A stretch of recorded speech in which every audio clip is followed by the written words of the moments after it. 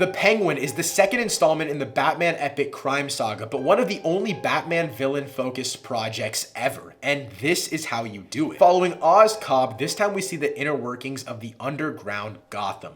From the Falcones to the Maronis to Oz and all of his alliances, they weren't lying when they said it's the Sopranos with a Gotham skin, in the best ways possible. Oz won. He got everything he wanted in a way we've never seen a villain prevail. Sophia would be better off dead. Vic is the definition of the twist of a century. You have to hate this guy, and that's how you tell a villain story. Every single week, the Penguin proved itself amongst the great comic book shows of all time, balancing war, humanizing the worst in people, all while elevating this already deeply rooted world of the Batman. Oh, Oswald Cobb. Remember him? What a guy. What a little bitch.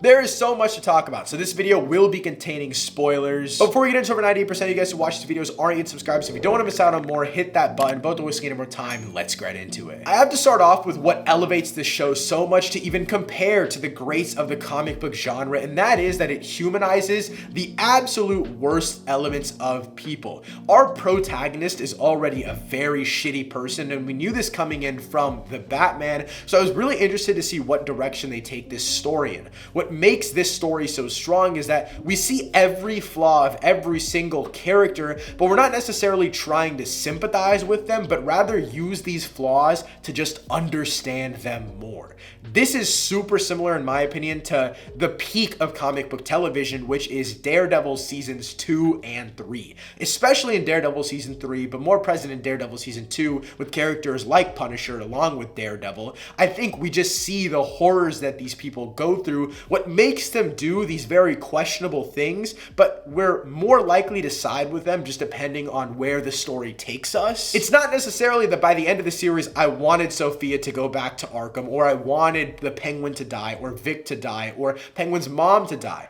I wasn't specifically rooting against a certain character. I was just excited to see how this villainous story plays out because I knew that there was only good elements, not necessarily good people. And that's what kept me so intrigued. And I think overall the intrigue comes from this balancing act of war. The Maronis, the Falcones, all of this underground tension is built from the very first episode. That one episode where Penguin literally just gives the ring to Salvatore is quite literally one of the best moments of the entire series. It is yours. Where did you get this? Carmine, he wore it as his own. The Falcons. They've been flaunting what they done to you for years. But how is it that you have it? Maybe I'm more than what you think. I think it's evident that this series works so well in a balancing act of war by the final episode when Sophia's literally willing to give up her entire family fortune just to get Oz. We find out how personal the stakes get just because she's willing to give up this level of hierarchy that she has over these other people just to get Oz. This level of personality comes from obviously the Maronis dying off and the Penguin doing some insane shit. But at the end of the day, it is just a 1v1 personal battle. You think that the Penguin is gonna blow Sophia's brains out, but he does the only thing that's even worse. The only thing imaginable is just to put her back in Arkham, and I can't believe they pulled it off. Now, before getting into the more story-specific things, I have to mention the absolutely perfect performances. I can't talk about every single one because it's pretty much just hits on hits on hits across the board, but I want to start off with Renzi Feliz as Victor Aguilar. He is absolutely perfect. The evolution of this character from the first second that we see him on screen to the second that he dies in the finale, I knew he was gonna die, but I just didn't expect him to go out like that, and for most of the finale, I was holding out hope. The evolution of this character was something I just didn't really see just being so personal, but I think we sympathize with him so much because he shows the good in Oz, and that's just the absolute peak writing of the series. Christian Melody, who plays Sophia Falcone, is just brilliant.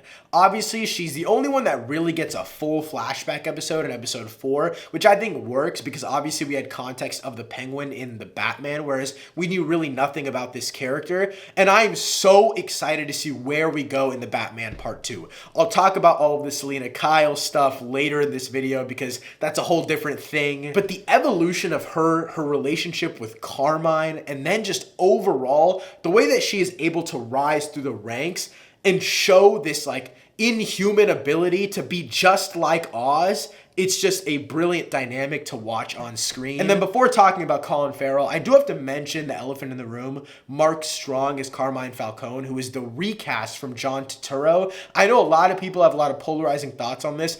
Apparently, the news reports is that it was just a casting schedule issue that they couldn't get John Turturro back. And for the small sequences that it is Mark Strong, it's literally in one episode. I don't think it's bad by any means, but I did feel like John Turturro was missing. I really like him as the character. But obviously, the lead actor here, Colin Farrell as Oz Cobb, I feel like halfway through the series, I just completely forgot it was him. And then in the final moments of the series, I was thinking about it and I was like, I cannot believe there's a dude under all this makeup, and I've seen this guy in so many different roles, and this just makes no sense to me. And that's how you know this is one of, if not the best, comic book villain performances of all time. You can talk about Heath Ledger all you want. You can talk about Joaquin Phoenix all you want. You can talk about Josh Brolin, Tom Hiddleston, all of these big name actors playing these big bombastic villains.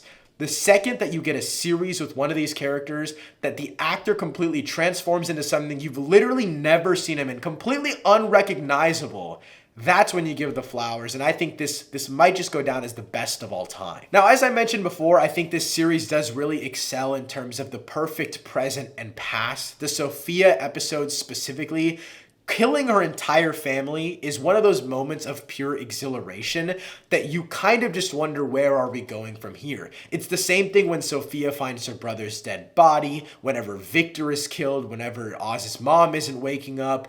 There's just these moments that you're just fully propelled into a downward spiral of emotion and action and in questioning where this story is even going. And that's how this series balances it out, because it takes moments of the past and ties it directly to the present so perfectly. And again, not only is this present with Sophia and the whole Arkham episode, but the entire subplot of Oz killing his own brothers. He would rather literally get his mom killed than actually accept that he killed his own brothers. And that is peak fucking right. I think story-wise, also the tease that the Maronis were going to take over the whole second half of this series after the Gigantes kind of rise, the Maronis get out of prison, but then literally within the span of 2-3 episodes, they're all killed off.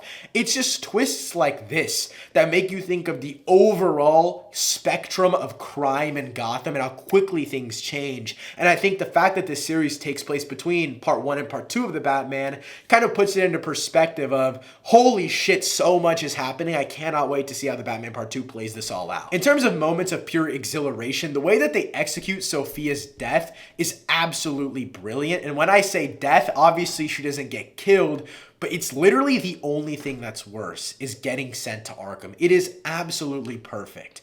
But the most exhilarating moment of the entire series, probably the most evil thing I've ever seen put to screen, and probably just one of the most depressing moments I've experienced in the last calendar year, was Oz killing Victor. Man, that has gotta be top 5 TV show twists of all time. I cannot believe that they took Oz in that direction. I thought that Vic was going to be this light at the end of the tunnel for Oz, not necessarily making him a good guy, but someone that we can oddly still sympathize for. But the second this stuff happens with Oz's mom, and then once Vic calls him family, it kind of all just goes downhill from there. And I think that it truly is what makes Oz the perfect villain.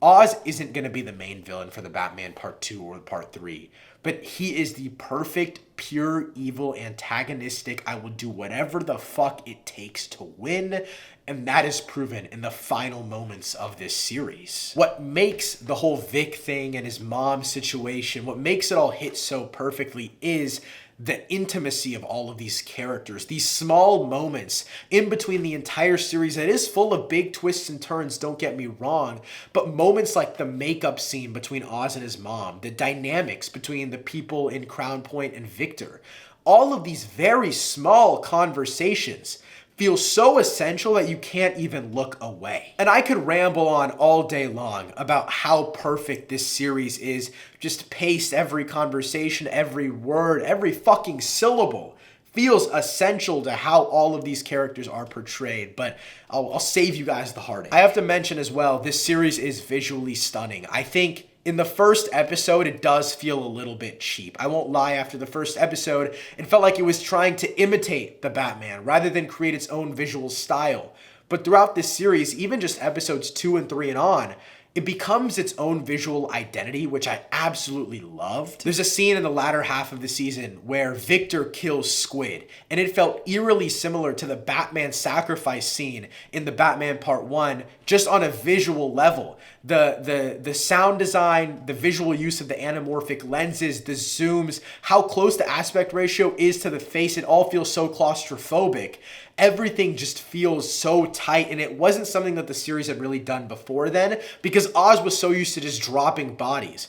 But the moment that Vic kills someone for the first time, you get this true, like, heart-pounding effect that is so perfectly portrayed on the screen. After that moment, I was like, yes, this is something completely in its own. Yes, it's set in the universe, but it knows when to take its own stride. And I hope that stays the same throughout more of the limited series if we get more, which I really hope we do. It is very important to be connected in this universe on a visual language, but it is Greg Fraser and Matt Reeves. You can't just clone that style. And I feel like at least throughout this series, they developed their own style, which I'm super excited to see evolve even more. Now, before getting into talking in detail about the Batman Part 2 and where we're going from here, I have to say that this series does fall in the talks for best comic book series of all time.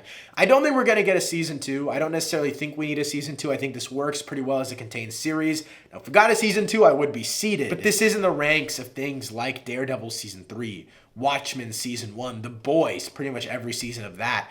This series, though it's only 8 one-hour episodes, it truly does feel so urgent, and I think it's only possible because it takes place in such a limited time frame. It has that sympathizing element of Daredevil. It has this really weird limited series but kind of existential feel of something like Watchmen, and then like The Boys, it is just absolutely unhinged on an emotional level. I think the Penguin takes every element of the series that might have multiple seasons, but's able to somehow cram it all into 8 one-hour eps. Now, to obviously talk about the future of the Batman universe, there's a couple things that were set up. So Bella Real has obviously set up an anti-crime / corruption task force. This was super interesting to me just because I think they really could and should go in the direction of having Two-Face, Harvey Dent. I think it would be super interesting to have him as the leader of this task force. Obviously, we could see him kind of making his way through the justice system, and we don't really know what the second limited series is going to be. The Penguin hit insane numbers on HBO. It had insane viewership throughout the entire series. They'd be stupid not to give Matt Reeves and company another limited series. And I personally think a Harvey Dent lawyer series would be super fucking cool. With that aside, Oz is obviously now at the top of Gotham. He is the Kingpin, and I think he will have political aspirations, especially after what he was able to convince the other politicians for to arrest Sophia Falcone in the finale. The Batman also has his eyes on the Penguin. Now, this isn't something that's super blunt, but I think kind of panning away at the very end from the Penguin and his mom specifically, and then seeing the bat signal in the sky, it kind of, to me, has a little bit of a correlation at least. And then obviously, Selina and Sophia are going to be connected in some way. Selina sends that mail to her half-sister, which I think is a super interesting connection. And though they might not take advantage of it in the Batman Part 2, I think it's something that should definitely be in the Batman Part 3. And I think it's something that would also keep the, I guess, importance of the Penguin at its forefront. It would be kind of something that's bubbling at the bottom of everything, the brewing of the underworld, and kind of seeing where we go from there. Colin Farrell said that there's a degree of almost delusion, psychopathy present in the last scene. So how is that taken up in the second film? I was told I have 5 or 6 scenes. I don't have any hopes or any expectations. I'm really an open book. This makes me really excited. I don't need the Penguin to be the main antagonistic figure. I know that they're probably going to do some Scarecrow or Mr. Freeze or something bigger. You know, it is a feature-length film. This is some crazy Batman comic book film that we're reaching the skies for, but the Penguin in the Batman was the perfect amount of time to me. It felt like, yes, he was super exciting and funny and important to the story enough. And I think especially now with introducing Selina and Sophia's connection, and then obviously Oz being at the very top of this food chain, there are so many different directions you can go in with Oz that don't require him to be a very main character. At the end of the day, the Penguin is literally the definition of how you make a villainous story. It is perfect on all fronts, whether it's on a technical level or a performance level or just absolutely peak fucking writing. This is how you make a series in the Batman universe, and I just want more and more of this. Overall, I'm going to give the Penguin a 9.5 out of 10. If you still want to check this show out, let me know what you thought of it in the comments down below. Thank you so much for watching. I'll see you next time. Peace.